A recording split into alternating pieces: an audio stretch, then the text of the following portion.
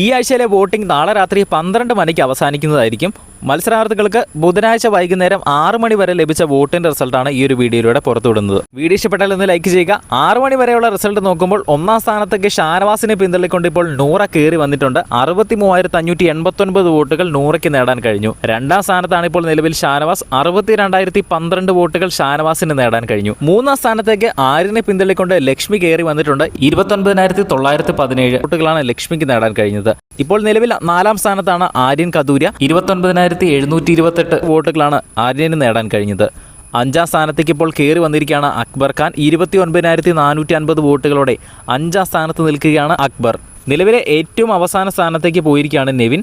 ആ വീട്ടിലെ നിലവിലെ ഏറ്റവും മികച്ച ഒരു എൻ്റർടൈനർ തന്നെയാണ്. പക്ഷേ അതുപോലെ തന്നെ നെവിൻ വിറപ്പിക്കുന്നുമുണ്ട്. അതുകൊണ്ടായിരിക്കാം നെവിന് വോട്ടുകൾ കുറവ് ലഭിക്കുന്നത്. 29,236 വോട്ടുകളാണ് നെവിന് നേടാൻ കഴിഞ്ഞത്. ഈ ആഴ്ചയിലെ വോട്ടിംഗ് നാളെ രാത്രി 12 മണിക്ക് അവസാനിക്കും.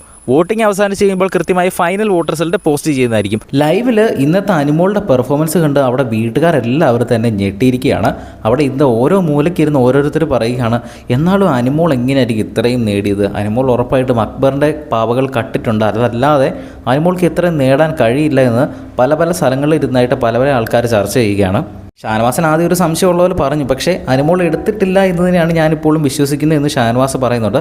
പക്ഷേ ലക്ഷ്മിക്ക് അത് വിശ്വസിക്കാൻ പറ്റുന്നില്ല. ലക്ഷ്മിയാണ് കൂടുതലും പറയുന്നത് അനുമോൾ ഉറപ്പായിട്ടും അത് എടുത്തിട്ടുണ്ടാകുമെന്ന്.